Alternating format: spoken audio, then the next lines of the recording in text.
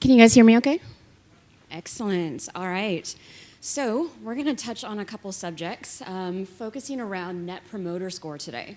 So I know this has been touched on a lot throughout the presentations, but we're going to dig really deep into this, and I'm going to ask you guys to think about this a little differently than you have in the past. So to get started, just a little bit about me so you can get some context about who I am, what we're trying to do, and how this program was set up for us. I am the Director of Customer Success at Smartsheet. If you don't know what Smartsheet is, I'll go into that in a second, but it's pretty freaking cool, I'll tell you that. We have a customer success team that is managing about 85,000 unique customers right now, and that's about 8 million individual users. So we have to think about scale quite a bit as we look at our programs, look at the success of our customers. So we'll get into that in a little bit too. Just from a personal standpoint, I've been spending the majority of my career focused on bringing customer success teams together, figuring out how to grow them and expand, and confronted with new and fun challenges at Smartsheet. So we'll go into that. So Smartsheet, I said it's cool. It is. So Smartsheet, the way that Gartner would call us, we are a leader in the collaborative work management space. So what does that mean? So for us, we try to focus on the 3 V's. That is volume, velocity, and vectors. So think about on a day-to-day basis how much information you have coming your way. There's a lot, right? Think about all the different ways you actually get that information to you. So messaging apps, email clients, various tools. And then there's the third component of it is the velocity. So how quickly are you expected to respond? How quickly do you expect your customers or your company to get back to you on things? So we try to find a way to bring all of that information together so you can be more efficient in the workspace. So there's our context. So let's talk about NPS. This has been asked a lot. I'm going to do it again, so just get ready. Raise your hand if you have an NPS program. Excellent. Raise your hands if you're looking to start one. Okay? So next question, please be honest. Raise your hand if you have done some research into baseline NPS scores. If you raise your hand for the other two and you don't have your hand up right now, you are completely lying. I know every single one of you. I definitely have done this. This is the first thing that most people do. When they're looking to set up a program, their executive team asks them, what's the NPS score we should be looking for? What can I market? What can I get out? And let people know how great we are. So this is going to be my challenge to you guys today. What I'm going to ask you to do is put that aside. There is so much value out of an NPS program outside of a number. So I'm going to ask you to put those executive pressures aside, push back on them and say, you know what, I'm going to build an NPS program to get value for our organization, and I'm not going to try to gamify the system and get you a number that you want. So here's how we're going to do that. We're going to look at the different values that NPS provides to us. We get access to new contacts, and I'm going to show you how we set that up so you can actually do that. You can obtain raw feedback for your customers. So it's not just a short little simple response. You want to get to the guts of it. You want to understand what's going on with your customer. So we're going to talk about how you get that. You're going to find where there's new opportunities. We all love expansion opportunities, right? We all love the opportunity to find something new, a new way to help out our customer, and of course the company loves the revenue behind that, right? We're going to look for those at-risk accounts. We're going to try to figure out how we save people before they know they need to be saved. And then we're going to figure out how to take all that information back. There's been a lot of really good conversations in this conference already about figuring out how to bring the rest of the disciplines into the customer story, the customer voice, and making sure we can actually all evangelize this whole customer ownership. So I'm going to show you how we have done setting up our NPS program and to try to bring all of that value out. I recognize everybody has difference in the way they operate their model, so take this as you will. But I'm hoping that you leave from this with some ideas on how to really expand your existing program or figure out how to actually start your program in a successful way. So first and foremost, keep your program simple. Keep it very simple. I already talked about the 3 vectors a few minutes ago. Think about the fact that I could pretty much say with a high level of confidence, every single person in this room has probably checked on their phone within the last 10 minutes an email and probably replied to something. Is that pretty accurate, would you say? Your customers are doing the same thing, okay? We want to make it easy for them. So think about, how do I get that information to them easy? I'm asking them to do something for me, so don't make it complicated. And I'm going to show you some examples of that in just a second. Look at how we can actually get feedback from them that is not leading the witness. This is a drawback that I think a lot of people fall into this trap where they try to place the words in a certain way so they can get feedback back that they maybe want to hear, as opposed to getting that raw feedback that we talked about. So these are examples of our actual surveys that go out. So look at the very first sentence, and I realize it's small context, so I'll read it to you a little bit. But it says, we find your feedback valuable. There's a value statement for them. The customer now knows, okay, this is valuable to them. This is something that's going to take you a couple of minutes, and here's the link to it. So they now know the time frame it's going to take them to commit to this.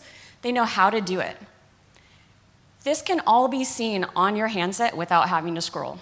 Pretty important. I know personally when I get a long email, I'm like, okay, move that to a folder to look at later. Don't have time for it. So let's make it really easy. And the other thing I want to point out here is something a little different. This is coming from the customer success team. And this is where we talk a lot about this whole unbiased feedback. There's been conversations throughout this conference so far. I think earlier it was Dawn who was talking about humans and empathy, and how if you send an email from, let's say, Lauren at Smartsheet, her customers might want Lauren to get in trouble if they give bad feedback. So we found it to be very successful to send emails from the customer success team because we get more raw feedback. We get more genuine feedback that we can take action on. So if you're looking to really understand where your customers are at, this has been incredibly valuable for us.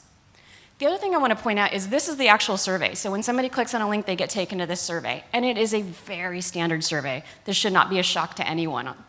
This is a how would you recommend, or would you recommend Smartsheet to a colleague or a friend? 0 to 10. And the big thing I want to point out here is the recommend word. We're looking for those promoters. We're looking for those people that are going to be our free salesmen out in the market. We're looking for those people that are going to evangelize for us. So it's, would you recommend our product to your colleague or friend? And why? Very simple. Expand the survey list. So most SaaS companies, they generally work with our main point of contact. Is that pretty true to you guys? You have a main point of contact or a few contacts that you work with on a regular basis. Those contact relationships are probably pretty strong. You know how they're thinking, they know how you're thinking, you guys figured out how to work together. But what about all the rest of these people? They have been your filter to these people. So what I'm recommending for this is a user survey. Take it to everybody. Don't try to work through the number here and send it to the people you know are going to give you a good score. Send it to everybody, or at least a large population. We send our survey out to every single user that is logged in the last 6 months. That is our only caveat. This is also why I'm a fan of using email as a way to get this out as opposed to in-app, because it catches those people that aren't in your app all the time too. You want to know why they're not in your application. You want to know what you can do to fix that. Follow through. This is probably one of the biggest ones, and I have to commend Sean. I don't know if he's in here. Sean from Atlassian was talking about this earlier. Follow through is so key. You've asked your customer to do something for you, you've got to give them something back. So there's lots of ways to go about this. There's great ways to go about this with automation, which we all know is critical in order to make sure that your systems are working properly. So we automate our response, but we do it in a way that seems a little bit more human. So if somebody submits us a survey, we automate it back. It comes during business hours, so if you submit a survey back at 1 a.m., we don't send you a response back at 1:02. We wait till operating hours. It makes it a little bit more lifelike. They feel like they're responding. And then we also tailor our feedback. So what that means is, depending whether they give a promoter response, a neutral response, or a detractor, they get a different email back. So if it's a promoter, it's a little bit more light. Thanks for your feedback, or really value. If you need anything else, let us know. If it's a neutral, it's similar, but we're going to still reach out. Detractor. Detractor comes from me, and I'm going to show you some examples on that in a second. Thank you for your feedback. We're going to work with you on this. Somebody on my team is going to be reaching out. So they know that we're actually going to be engaged with them. And then there's processes that need to be in place. Now, I mentioned to you guys earlier that we have 85,000 unique customers and 8 million users, and we are sending them out to almost everybody. So we need to put something in place to allow our CS team to actually be successful. We don't want to bombard everybody, and so all they do is reply to NPS scores. So we utilize a few different systems, and unfortunately, time frame, I can't go into all of it, so if you're interested in more detail later, please reach out to me and I can work through that. But we leverage a lot of our tools. So we use our marketing system, which links to our CRM system, which sets up alerts and reports for our CSM team to be able to follow up. So here is an example of an email, again, small, so I apologize for that. This one cracked me up, so I have to share the story a little bit. So this is a guy named Michael. He gave us a 0. And his 0 response had something to do with a feature that he was looking for. We actually have that feature, he just didn't know about that. So there's some good learnings. And the funny thing about his response was he might have mocked a political figure that likes to use Twitter quite a bit in his response, so I got a good chuckle out of that one. But he responded back to me because the email came from me as a detractor. And so this is where I say, don't use this no reply thing. Let them get an avenue back to you. So he responded back to me and he said, really? Even if it's a bit snarky? Of course, I'm like, fantastic. I love talking to these kind of people. So he got back to me. I replied back to him and put him in contact with his CSM. Turned that around immediately. The guy knew what to do. He was ready to go on board. And they're actually looking to expand their relationship with us at this point. This is a customer we've never talked to before.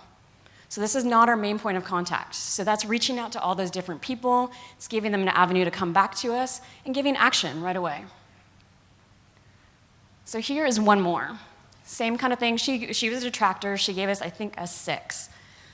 But she reached back to me when she got this email saying someone was going to reach out. She's looking for more licenses. She just didn't know where to get licenses. That is an expansion opportunity we didn't expect off a detractor. Pretty freaking cool, if you ask me. I wasn't expecting that. So I was able to get her in touch with her CSM and her sales rep, and we were able to work through that.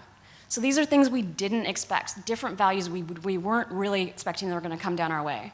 And we were able to work with that and help out the customer when we needed to. So, analyzing and sharing insights. So this is kind of one that's near and dear to my heart.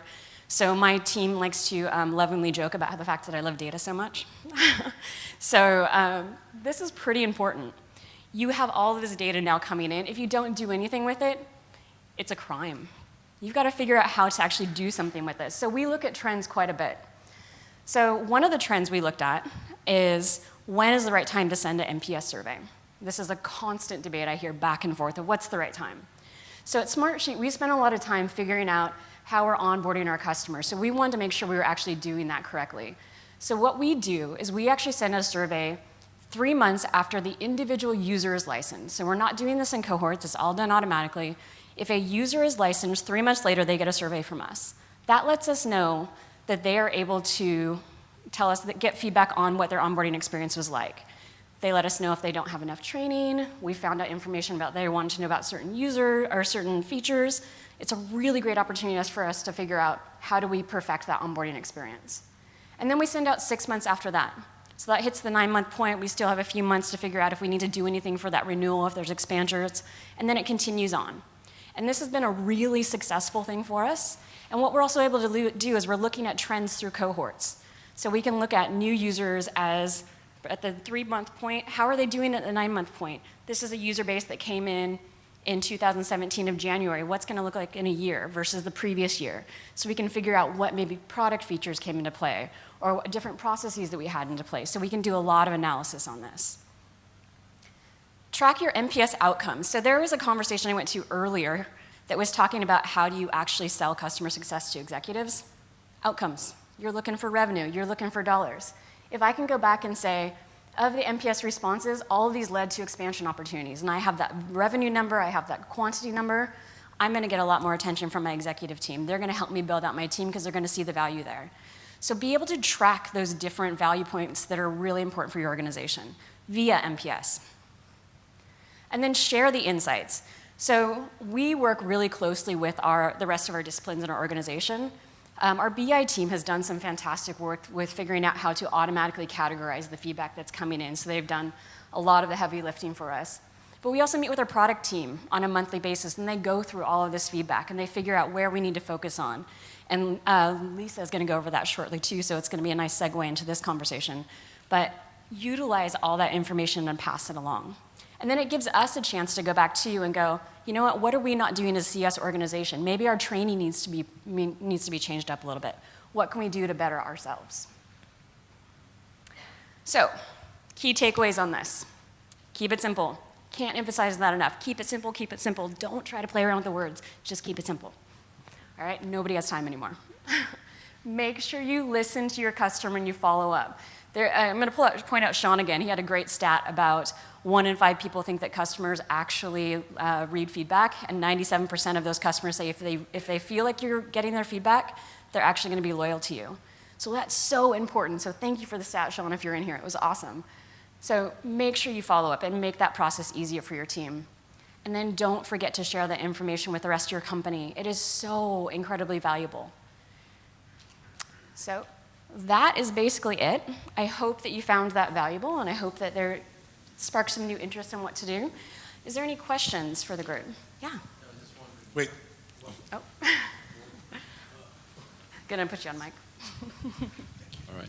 So I was just wondering, what percentage hit rate do you get back on these responses from a quarterly basis? Yeah, that's a great question. So as we started to expand out the number of users we sent out the survey to, it started to drop, which is what you would expect. So I'd say on average we get about an 8% actually fill out the survey, which for the number that go out, I'm pretty happy with that. Yeah. Yeah, go ahead. Oh, good. And I received your NPS as a user, not as an administrator.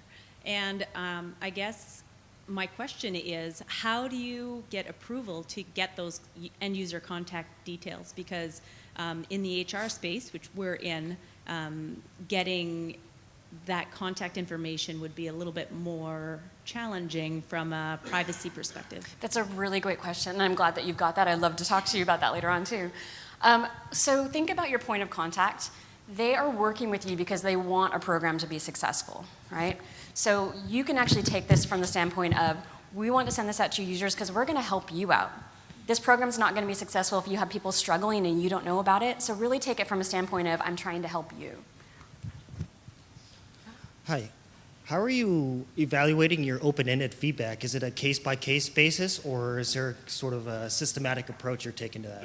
Yeah, we actually evaluate all open-ended feedback. So the way that it works is we have processes put in place for all of our CSMs and CSAs.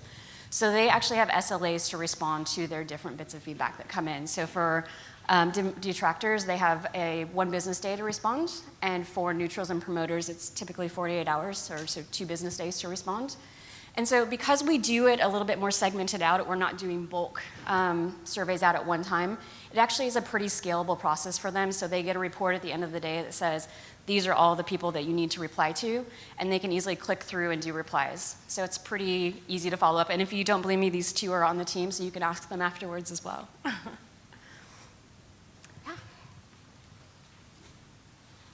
Excuse me.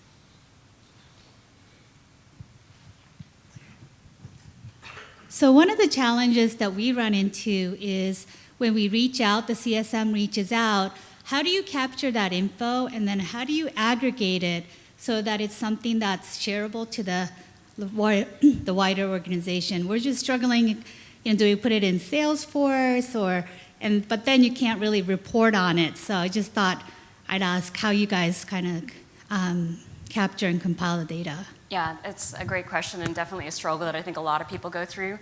So we do utilize tools. So Salesforce is our CRM, and we utilize Yesware as a way to pull all that information back in. So Salesforce is our point of reference for all of that information. We do push a lot of information to our reporting system as well. So you can actually go through and look at responses. Then it's up to the individual account owners too to take ownership of what actually happened out of those conversations. So you can dig in deep if you want to, or you can actually just get a high-level view as well.